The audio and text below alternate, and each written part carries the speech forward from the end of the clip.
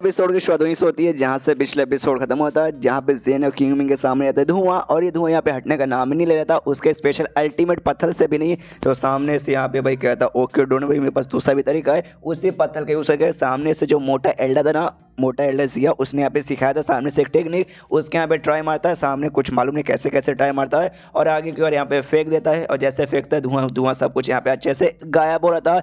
जैसे गायब होता सामने से ज़ेन कहता ओके भाई मान गया उस मोटे को। वो मोटा ऐसे नहीं, अपने स्टेट के यहाँ पे टॉप का एल्डर माना जाता है। उसने सामने से वाकई में कमाल का टेक्निक सिखाया। असल में उसने भाई जो बैरियर पूरा लगा था ना, पूरा बैरियर यहाँ पे तोड़ दिया, जिससे ये धुआं वगैरह फिर जो भी यहाँ पे ऐसा कुछ भी तैयार हो रहा था ना, वो सब आप कुछ यहाँ पे होने रहे नहीं।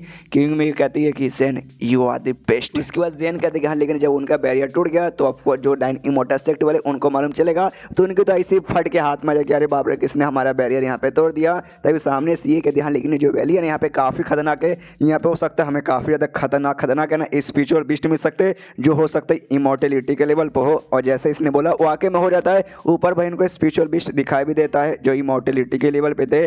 जो सुनते सामने से ये भी कहते हैं कि किंग तुझे अभी बोलना जरूरी देखा भाई, तेरी जवान मुझे यहाँ पे काली जवान लगती है। ये भी कहते हैं ज़ेन आई एम सॉरी, मुझे क्या मालूम था मैं जैसे बोलूँगी सामने से आ जाएगा। उसके बाद से ये कहता है किंग से क्या तुम पीछे हटो, ये कोई ऐसे वैसे नॉर्मल बिस्ट जानवर नहीं है। ये कहती है यस यस मुझे मालूम है, तुम क्या मुकाबला करोगे, अरे इमोर्टेलिटी स्टेज पर है। जो सुनते ज़ेन कहते तुझे नहीं मालूम, इमोर्टेलिटी स्टेज के जो बंदे हैं ना कल्टिवेटर्स, वो सभी मेरे सामने यहाँ पे टिक नहीं सकते। तो ये तो फिर भी भाई यहाँ पे खाली नॉर्मली बीस्ट है, तो भाई ये भले यहाँ पे क्या टिकेंगे। और सामने से हमला करने को तैयार था, लेकिन उससे पहले बीस्ट यहाँ पे हमला कर देता है। जो सुन के ये कहता है अच्छा भाई तुझे लगता है मैंने बीस्ट बोला, तुझे पसंद नहीं आया, कोई बात नहीं, अब से मैं तुझे यहाँ पे अपना पालतू जानवर बुलाऊंगा, ये कैसा लगा ठीक है ना। सामने से तभी बीस्ट हमला करने के लिए आता है, तो ये भी भाई बीस्ट पे अपनी ईंट से यहाँ पे हमला कर देता है। जैसे हमला करता है आसमान में फिर से बिजली कड़कने लगती है, क्योंकि जब अपना पावर यहाँ पे भाई ज़्यादा यूज़ कर लेता ना, तब यहाँ पे आती है भाई कैलिमिटी। इस बार भी आता है, ये भी हिल जाता है शिट भाई, पावर कंट्रोल करना पड़ेगा वरना इस बार भी यहाँ पे कैलिमिटी आ जाएगा। लेकिन सामने से जो बीस्ट था वो तो तैयार नहीं था, मतलब हार मानने को, तो फिर से हमला करता है। तो ये भी फिर से उसे रोकता है, और उसी चक्कर में यहाँ पे फाइनली जो कैलिमिटी यहाँ पे एक्टिवेट हो जाती है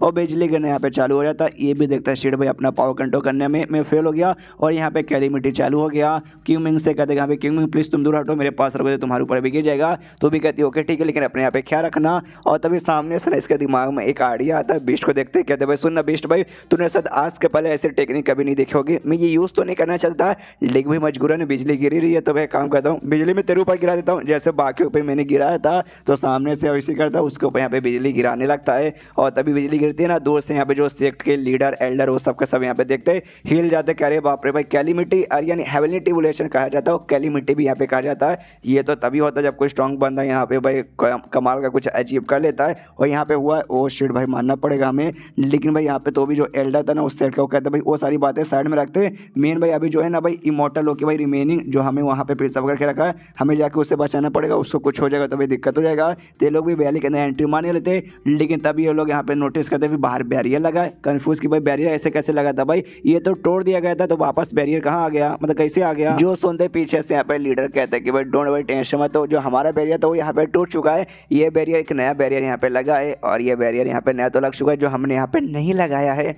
जो सुनते बाकी एल्डर्स और भी कन्फ्यूज कि भाई ऐसे कैसे हो सकता है, मतलब किसी और ने बैरियर लगा दिया हमारे रहते भर में, हमें यहाँ पे मालूम ही नहीं चला भाई ऐसे कैसे हो सकता है। जो सुनते लीडर बोलते कि नहीं देखो ये हमारा ही, लेकिन 3000 साल यहाँ पे पुराना ये बेसिकली बैरियर लगा है। जो सुनते एल्डर लोग कहते हैं कि ना ना ना ना ऐसा नहीं हो सकता भाई, अगर आप जिस हिसाब से कह रहे हो ये वो नहीं, ये वो हो ही नहीं सकता। जो सुन के लीडर बोलता बात का विश्वास करो या फिर मत करो, 3 इमोर्टल एरे है ना वो यहाँ पे एक्टिवेट हो चुका है, और बेसिकली एरे क्या है हमें अच्छे से डिटेल मालूम चलेगा। उसके बाद सीन शुदा वापस ज़ेन की ओर, सामने से वो जो बीस्ट के साथ मुकाबला कर रहा था उस पर काफ़ी बिजली गिरा देता है। वो कहते हैं भाई कैसा लगा, बिजली खा के मजा आया, बिजली का स्वाद कैसा था भाई, तीखा था, तीखा फोर्स होगा भाई, तेरी जल जो रही है, हो क्या जोक मारा मैंने। उसका क्यों में ने इशारा कर दिया भाई ऊपर देखो, ऊपर ऊपर वहाँ पे ना पहाड़ है, पहाड़ के ऊपर एक गुफा बना हुआ, तो हमारे ख्याल से ना भाई अंदर से मुझे कमाल के ना ऐसे टेंस बहुत ही ऐसा स्पिरिचुअल एनर्जी महसूस हो रही है। तो पक्का अंदर भाई जो इमोर्टल रिमेनिंग अंदर होगा, हमें अंदर जाकर चेक करना चाहिए। अंदर जाते हैं, छोटा सा गुफा था, बाहर से देखते हैं, क्यों में देखते हैं शायद भाई क्यों में नहीं ये ज़ेन देखता है, कहते हैं कि हाँ भाई शायद ऐसा हो सकता है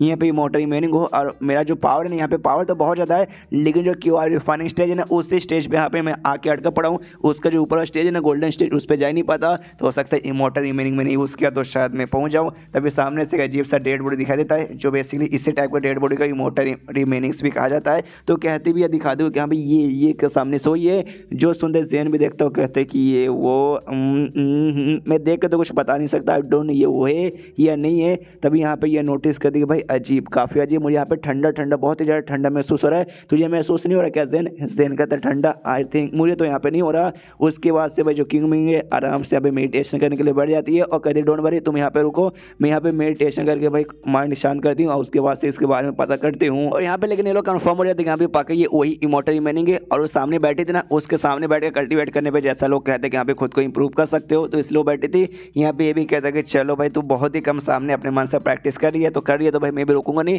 तेरी प्रोटेक्शन को कोई भी डेंजर आएगा तो उससे यहाँ पे तुझे बचाऊंगा। लेकिन मनी मनी यहाँ पे रोता है शिट भाई, मैंने सोचा भाई इसकी स्पीच एनर्जी मैं भी महसूस कर पाऊंगा, इसके हो सके भाई मैं भी अपना कुछ फायदा कर लूंगा। लेकिन सलाह मैं यहाँ पे कर ही नहीं पा रहा, धिक्कार यहाँ पे, यानी इस बार भी मेरा लेवल अप यहाँ पे नहीं हो पाएगा।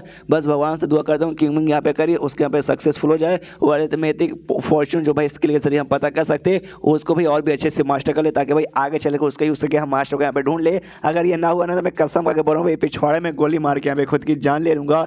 उसके बाद से भाई पूरा रात वैसे निकल जाता, अगले दिन हो जाता सुबह सुबह का टाइम, इसको नींद आ जाती है तो आराम से सोया पड़ा था। किंग मिंग आती है कहती है ज़ेन ज़ेन ज़ेन जल्दी से उठो। ये भी यहाँ पे उठता है, जैसे उठता है सामने से नोटिस करता है ये फाउंडेशन स्टेज पे जा चुकी है और साथ में फाउंडेशन स्टेज पे ये आधे पे पहुंच भी चुकी है। देख के वाकई में हिल भी जाता है कि भाई इतना जल्दी फाउंडेशन स्टेज के मिडल लेवल पे आ चुकी, मानना पड़ेगा ये इमोर्टल रिमेनिंग तो वाकई में कमाल का है। उससे पूछता भी कि सामने से तू गए थे कुछ पता करने के लिए, कुछ मालूम यहाँ पे चला ना? सामने से कहती है आई एम सॉरी मुझे यहाँ पे कुछ भी मालूम नहीं चला। जो सुनते ही ज़ेन बोलता है डोंट वरी तुम्हें यहाँ पे टेंशन है कोई जरूरत नहीं, तुम तभी खाली फाउंडेशन स्टेज पे पहुंची है। लेकिन जो यहाँ पे भाई फाइव मोटर स्वॉर्ड नहीं यार 5 स्वॉर्ड सेट के जो लीडर थे ना, उनके जो लीडर थे वो तो भाई इनकार्नेशन स्टेज पे थे, तुमसे भी ज़्यादा पावरफुल थे। उन्होंने भी भाई ये टेक्निक यूज़ किया था हमारे मास्टर को पता करने के लिए, लेकिन उनको भी एग्जैक्टली मालूम नहीं चला। जब वो इतने पावरफुल बंदे नहीं कर पाए फिर तुम नहीं कर पाओगे तो भाई ये भी कोई खास इतनी कोई हैरान करने वाली बात नहीं, इसलिए तुम्हें भी दुखी होने की यहाँ पे कोई जरूरत नहीं है। सामने इसके ध्यान सॉरी मैं कर नहीं पाई, लेकिन मुझे एक और भी इंपॉर्टेंट चीज़ मालूम चला।